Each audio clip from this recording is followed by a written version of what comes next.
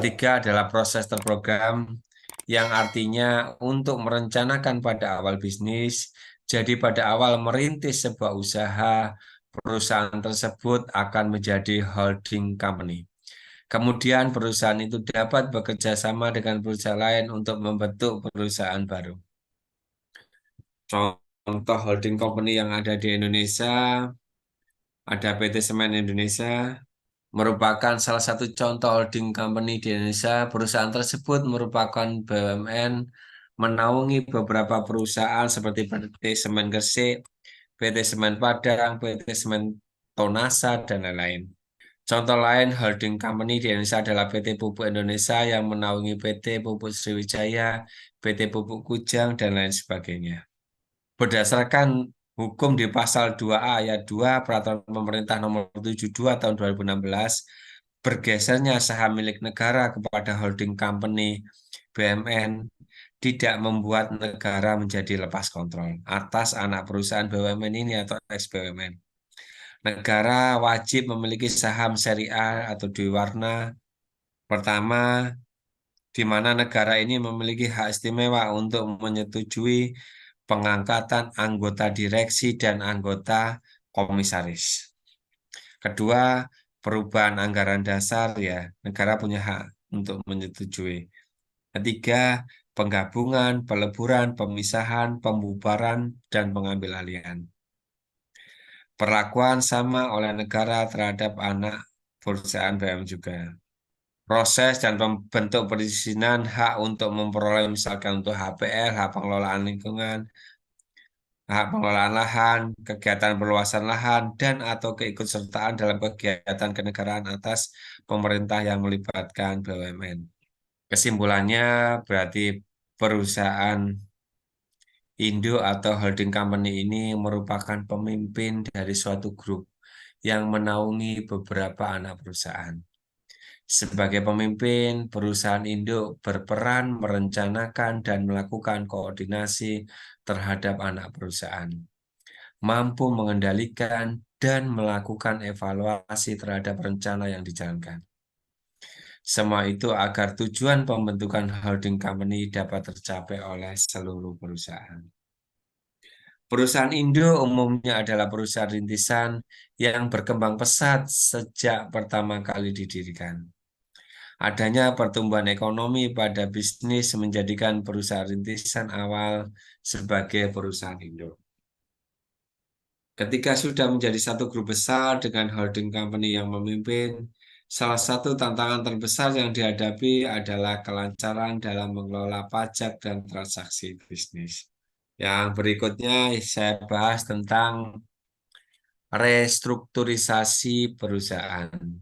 Restrukturisasi perusahaan adalah upaya yang dilakukan untuk memperbaiki dan memaksimalkan kinerja suatu perusahaan, sehingga perusahaan tersebut dapat terus berkembang atau minimal dapat beradaptasi dengan situasi dan kondisi yang dihadapi.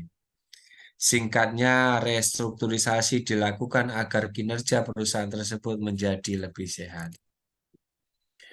Umumnya, istilah restrukturisasi ini digunakan ketika suatu perusahaan akan melakukan perbaikan secara menyeluruh. Hal ini biasanya dilakukan untuk memperbaiki tiga aspek. Tiga aspek perusahaan itu antara lain pertama aset atau portofolio, dua modal atau keuangan, dan ketiga manajemen atau organisasi. Ketiga, melakukan restrukturisasi perusahaan wajib memperhatikan kepentingan banyak pihak, mulai dari perseroan, pemegang saham, karyawan, kreditor, mitra usaha, maupun masyarakat. Berikut ini ada dua jenis restrukturisasi yang sudah umum diterapkan oleh banyak perusahaan. Pertama adalah restrukturisasi aset atau portofolio. Dan kedua ada restrukturisasi perusahaan. Restrukturisasi aset atau portofolio adalah aktivitas menyusun aset perusahaan agar kinerja perusahaan tersebut menjadi semakin baik. Hal-hal yang termasuk dalam aset perusahaan meliputi setiap aset bisnis, lini bisnis, divisi, unit usaha maupun anak perusahaan. Restrukturisasi aset ini dapat dilakukan melalui banyak cara seperti rescheduling. Rescheduling atau penjadwalan kembali. Hal pertama yang mungkin bisa kita lakukan oleh setiap perusahaan yang mengalami kondisi kredit macet adalah melakukan penjadwalan ulang atau rescheduling. Beberapa hal yang bisa dijadwalkan adalah misalkan jangka waktu pembayaran, jumlah pembayaran bunga, ataupun jumlah pembayaran setor dana. Dengan melakukan cara ini, maka pihak supplier ataupun kreditor akan memperoleh waktu pelunasan yang lebih lama dari jadwal yang sebelumnya sudah direncanakan atau dibuat. Tetapi kemungkinan gagal bayar ini sangat sedikit dan tidak terjadi. Yang kedua ada grace period. Grace period ya adalah masa tenggang setelah waktu jatuh tempo pembayaran hutang ataupun tagihan. Misal, kita bisa minta tenggang waktu pembayaran hingga 2 minggu ke depan sampai dengan 1 bulan ke depan tanpa harus kena denda, misalkan. Atau kedua, misalkan karena kondisi perusahaan sedang down, kita minta grace period hingga 6 bulan ke depan. Dan per bulannya kita memberi denda atau kompensasi kepada supplier atau kreditor tersebut. Yang ketiga adalah reconditioning. Reconditioning adalah penyelamatan pembiayaan bermasalah dengan mengubah seluruh atau sebagian perjanjian antara kreditur dan debitur atau nasabah. Dengan harapan debitur dapat melunasi kewajibannya. Cara reconditioning adalah dengan penataan kembali, yaitu upaya pihak kreditur mengubah kondisi kredit untuk meringankan tanggung jawab debitur yang terlibat kredit macet. Hal ini dapat dilakukan dengan cara menambah fasilitas kredit, mengkonversi tunggakan menjadi pokok kredit baru, sehingga dilakukan penjadwalan dan persyaratan kembali. Yang keempat adalah ada haircut. Haircut adalah apa? Rasio pemangkasan nilai pasar suatu efek atau saham sesuai dengan risikonya sebesar prosentase tertentu. Tentunya sebuah surat berharga dalam pasar modal memiliki harga yang berubah-ubah. Setiap waktu sesuai pasar. Yang kelima adalah penurunan tingkat suku bunga, nggih. Sudah paham, nggih. Yang keenam adalah pemberian utang baru di projek utang lagi. Yang ketujuh adalah debt to asset swap. Debt to asset swap adalah penghapusan piutang melalui pertukaran sebagian atau seluruh kewajiban dengan aset. Yang ke-8 adalah debt to equity swap, yaitu pertukaran utang dengan saham atau mengubah utang menjadi penyertaan modal. 9. Penjualan aset yang tidak produktif atau tidak langsung. 10. Perubahan utang menjadi obligasi. Tukar utang dengan saham merupakan salah satu restrukturisasi utang suatu perusahaan, ya. Obligasi adalah surat utang jangka menengah maupun jangka panjang yang dapat diperjualbelikan. Obligasi ini berisi janji dari pihak yang menerbitkan saham untuk membayar imbalan bunga pada periode tertentu dan melunasi pokok utangnya pada akhir waktu yang telah ditentukan kepada pihak pembeli obligasi tersebut. 11. Perubahan utang menjadi obligasi konversi. Obligasi konversi yaitu suatu jenis obligasi yang dapat dikonversikan menjadi saham dari perusahaan penerbit obligasi dan biasanya pada rasio pertukaran yang sudah ditentukan terlebih dahulu pada penerbitan obligasi. 12. Pengambilan alihan utang oleh pihak lain, ya cesi, ya. 13 penggantian atau perubahan penjamin. Jaminannya diganti. Ke-14 penambahan modal oleh pemegang saham lama. Saham lama injek dana pribadinya. 15 penambahan modal oleh pemegang saham baru melalui skema IPO. IPO itu apa sih? Terbuka itu loh IPO. IPO itu ada Initial Public Offering. PT-PT yang IPO itu yang ada tulisannya TBK itu ada di.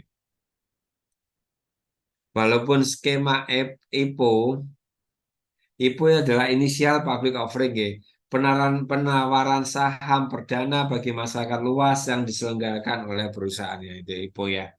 Melalui skema IPO ini, perusahaan yang semula perusahaan tertutup menjadi perusahaan terbuka dengan saham yang bisa dibeli oleh khalayak umum. Yang ke-16 ada rekapitulasi modal. Rekapitulasi modal yaitu kegiatan meringkas modal sehingga menjadi lebih berguna bentuk, susunan, sifat maupun manfaatnya. Atau mengikuti rangkaian langkah-langkah, metode, rumus atau pola tertentu. Atau bentuk-bentuk lain yang tidak bertentangan dengan perundang-undangan ini ke-16 cara restrukturisasi aset atau portofolio. Yang kedua adalah restrukturisasi perusahaan. Restrukturisasi perusahaan adalah penyusunan ulang sistem pengelolaan perusahaan yang di dalamnya termasuk pengelolaan modal dan manajemen. Tujuannya adalah agar kinerja perusahaan tersebut menjadi semakin sehat. Tingkat kesehatan perusahaan dapat diukur dengan menggunakan beberapa rasio seperti tingkat efisiensi atau efisiensi rasio. Efisiensi rasio ini gunanya untuk mengukur seberapa baik suatu bisnis dijalankan. Rasio ini dapat menunjukkan seberapa cepat mengenai seberapa baik kebijakan kredit yang dijalankan serta seberapa cepat perputaran kesediaan modal. Hal-hal tersebut menjaga agar bisnis kita tetap berada dalam keadaan seimbang. Yang kedua adalah tingkat likuiditas atau liquidity ratio. Liquidity ratio atau rasio cepat atau cair. Ini untuk mengukur kemampuan suatu perusahaan dalam menggunakan aktiva lancar tanpa persediaan untuk membayar hutang jangka pendek. Yang ketiga adalah tingkat perputaran rasio, yaitu aset turnover. Level rasio yaitu rasio untuk mengukur apa? Pendanaan perusahaan, nggih. Yang keempat adalah leverage ratio. Yang berikutnya adalah market ratio. Market ratio yaitu rasio prospek pasar adalah rasio yang digunakan untuk membandingkan harga saham perusahaan yang diperdagangkan secara publik dengan ukuran keuangan lainnya. Investor menggunakan rasio-rasio tersebut untuk menganalisis tren harga pasar. Ukuran keuangan tersebut bisa kita lihat dari pendapatan dan tingkat dividen. Dua, restrukturisasi perusahaan. Selain itu, restrukturisasi perusahaan dapat berupa proses yang secara signifikan mengubah model bisnis perusahaan, manajemen ataupun struktur keuangan untuk mengatasi tantangan atau permasalahan tertentu. Restrukturisasi perusahaan dapat dilakukan dengan berbagai cara seperti perubahan strategi PT, 2 perubahan visi, 3 reorganisasi ya, 4 perubahan budaya perusahaan, 5 penggantian anggota direksi atau komisaris, 6 merger itu apa? Penggabungan ya adik-adik ya. 7 konsolidasi itu apa? Menyatukan dan memperkuat 2 perusahaan atau lebih. Yang ke-8 adalah akuisisi. Akuisisi adalah proses pengambil alihan kepemilikan perusahaan lain dengan membeli sebagian atau seluruh saham. Dan ke-9 adalah leverage buyout. atau apa? Pembelian utang ya. Pembelian terutang atau pembelian terutang leverage buyout adalah akuisisi yang harga belinya dibantu oleh gabungan saham dan utang dan yang arus kas atau aset targetnya dipakai untuk menjamin dan melunasi hutang. Serta yang ke-10 dan lainnya adalah dan tindakan lain yang tidak bertentangan dengan ketentuan perundang-undangan. Setiap perusahaan dapat menjalankan salah satu dari jenis restrukturisasi perusahaan. Namun, seringnya restrukturisasi dilakukan secara bersamaan, baik itu aset maupun perusahaan, karena keduanya memiliki keterikatan yang erat.